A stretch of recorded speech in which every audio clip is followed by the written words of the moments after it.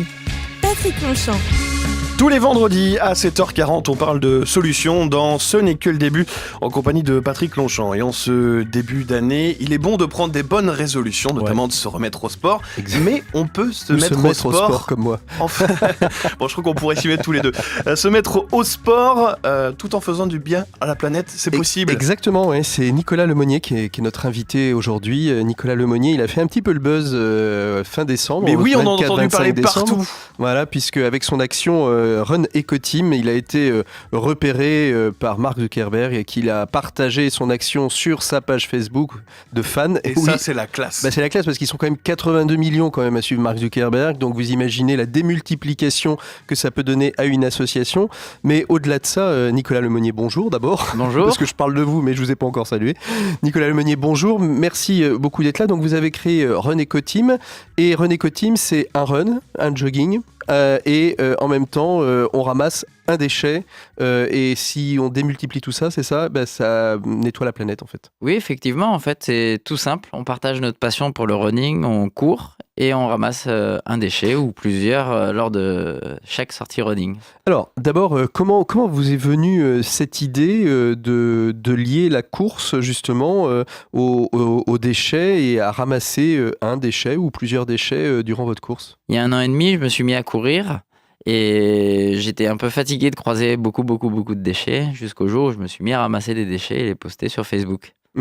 Et alors, lorsque vous postez vos premiers déchets sur Facebook, que dit votre entourage ? Parce que c'est quand même pas... D'habitude, on prend un petit selfie, on se montre en train de courir, là, vous montrez vos déchets finalement. Comment réagit l'entourage autour de vous ? Le premier post sur Facebook, je me suis pris en photo en tenue de running, donc à la fin de ma sortie running, avec un paquet de cigarettes. Et là, c'est justement ce qui m'a intrigué, c'est qu'il y a eu beaucoup de commentaires et de likes positifs. Alors comment est-ce que vous passez justement de cette première photo à créer un mouvement, une association ? C'est une association aussi aujourd'hui, Run Ecoteam ? Actuellement, oui. Maintenant, depuis fin février 2016, on est une association justement pour pouvoir promouvoir justement l'initiative et faire éventuellement d'autres actions. Donc comment est-ce que vous passez de simplement une photo de temps en temps sur Facebook avec vos déchets à une association ? Qu'est-ce qui va fédérer l'action ? Là, en fait, dans un premier temps, je me suis dit, je suis tout seul à le faire. Et donc, je me suis dit, il y a d'autres personnes à le faire. Donc, le fait d'être un groupe et de se dynamiser mutuellement, ça va nous encourager les uns les autres, encourager d'autres personnes. Moi, j'ai rien inventé. Beaucoup de personnes ramassent des déchets au jour le jour. Donc, en fait, vous avez marketé finalement le fait de courir et de ramasser des déchets ? Tout à fait. En fait, le fait que ce soit une action globale et groupée, je pense qu'on se dynamise tous ensemble et ça permet de se motiver les uns les autres et de motiver d'autres personnes qui ne le faisaient pas avant.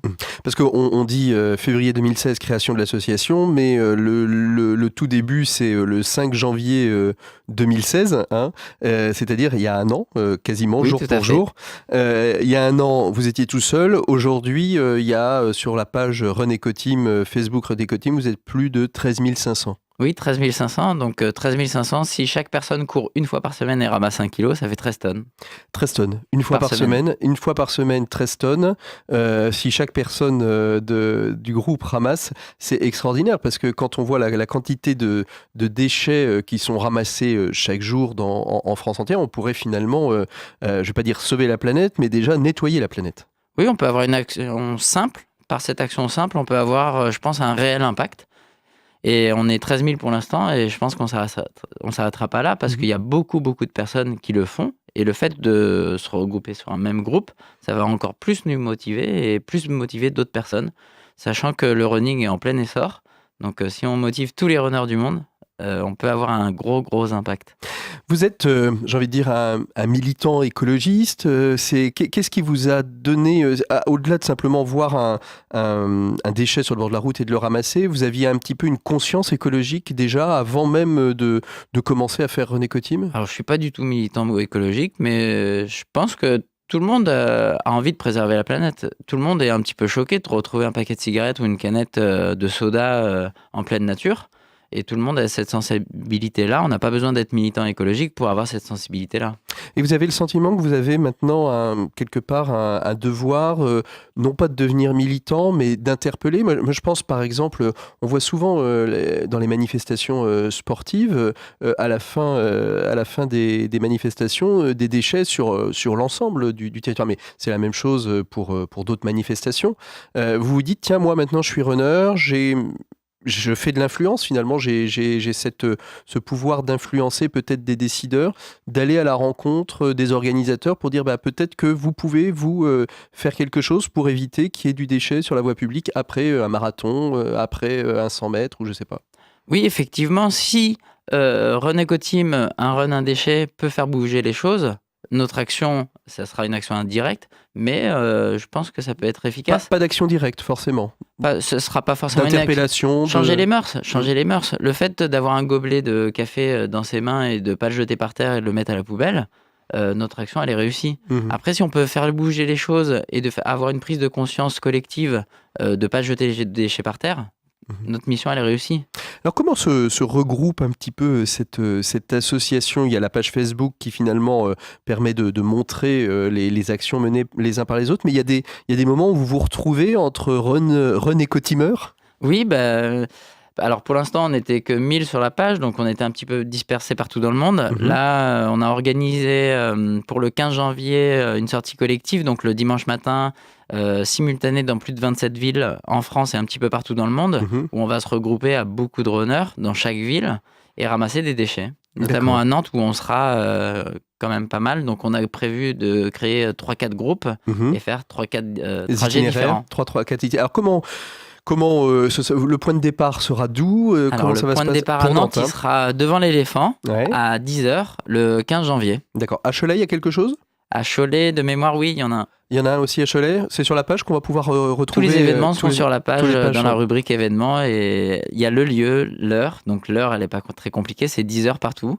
Et c'est le 15 janvier. Et il y a tous les lieux de rendez-vous sur la page Run Eco-Team. D'accord. Donc sur cette page, on va pouvoir trouver tout ça. Vous allez aussi vous photographier, ramassant, vous filmer. L'idée, c'est de vraiment démultiplier par le biais de la page Facebook l'action que vous menez. Oui, tout à fait. En fait, en prenant des photos, en faisant des petites vidéos en direct ou pas du tout, ou pas en direct, ça permet en fait de se dire tiens, mon voisin il le fait aussi. Donc par le biais des actions collectives comme on fait le 15 janvier et au quotidien quand on court tout seul, de partager en fait nos stats running, donc notre passion pour le running et en plus le fait de ramasser des déchets, ça peut être que motivant pour toutes les personnes qui sont sur le groupe.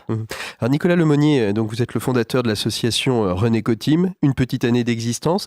Comment on découvre tout d'un coup que Mark Zuckerberg vous suit et s'intéresse à votre projet ?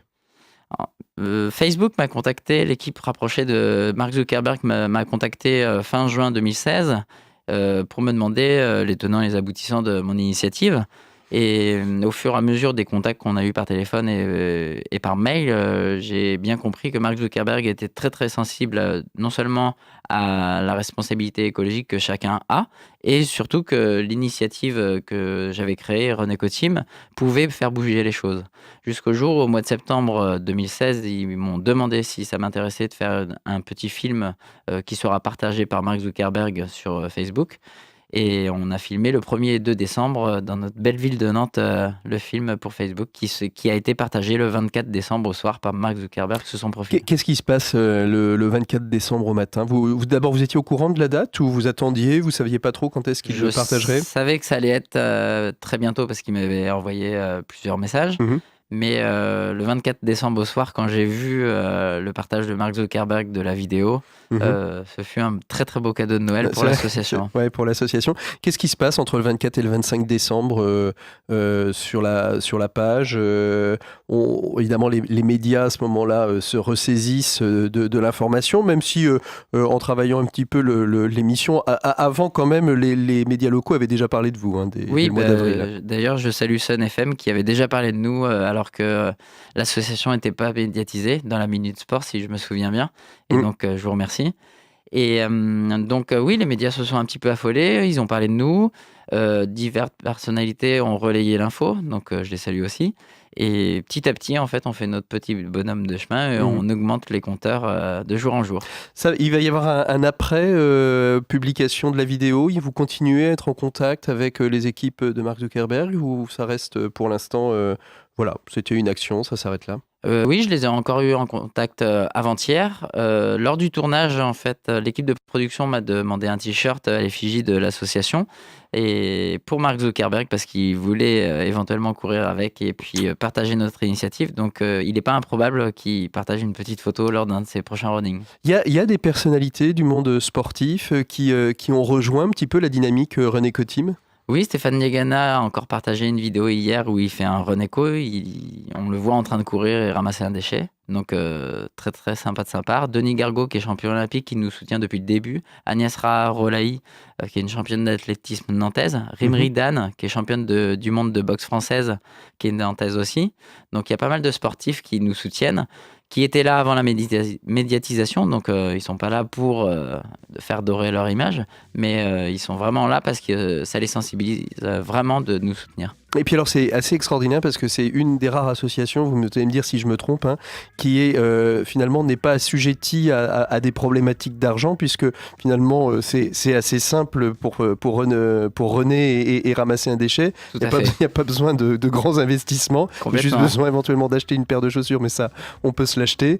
D'autres projets d'ailleurs en parlant de paires de chaussures? Alors, on a des partenariats notamment avec la société Schenker qui était présente dès le début aussi, et qui nous permet de faire des collectes de matériel de running pour les envoyer à des personnes en difficulté en France et à l'étranger. Et d'ailleurs, le financement des t-shirts que l'on vend sur notre site runecoteam.fr permet justement l'envoi de ce matériel de running en France et à l'étranger. Eh ben c'est parfait. Merci beaucoup Nicolas Lemonnier d'avoir été notre invité. Je renvoie nos auditeurs à un petit livre qui est publié à la rue de l'Échiquier, je le montre ici, qui s'appelle Zéro Waste, les solutions Zéro Waste 2.0, zéro déchet, zéro gaspillage, on passe à l'action. Je vous invite à aller le voir, c'est une association qui s'appelle Zéro Waste France qui travaille sur cette question-là. Zéro Waste, ça veut dire donc zéro déchet. Je vous donne rendez-vous la semaine prochaine pour un nouvel invité et vous nous retrouvez sur les réseaux sociaux, bien évidemment. Tout est dit, un entretien retrouvé en intégralité sur le site de Sun au www.lesonic.com.